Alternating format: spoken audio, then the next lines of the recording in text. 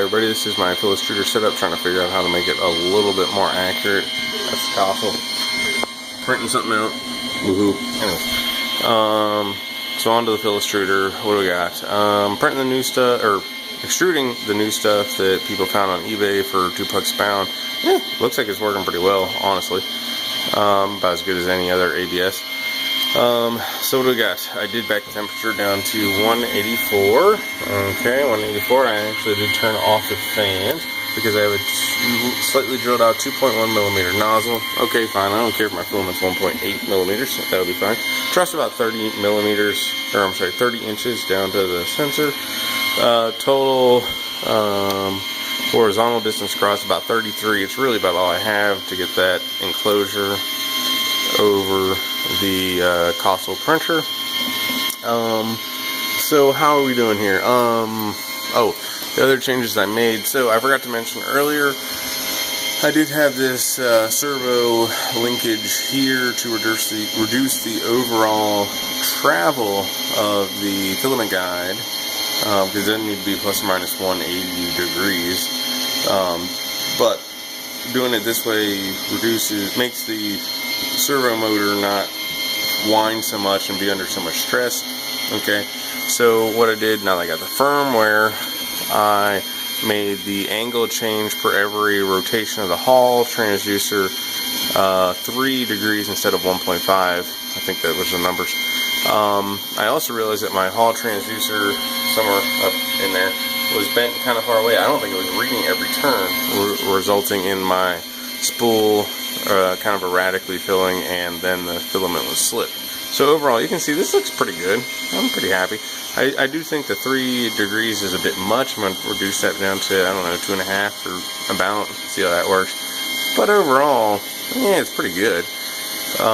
From the fill and winder standpoint, I think I had the min speed at 65. It is stopping every once in a while, so I think I'm going to up that to maybe 75 or so, just to keep it always moving just a little.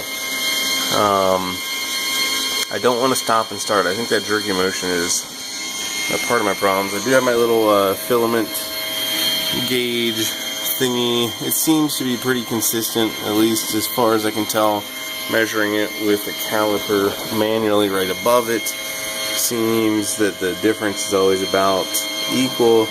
So how are we doing off of all this? Well, I don't know. I want it to be better.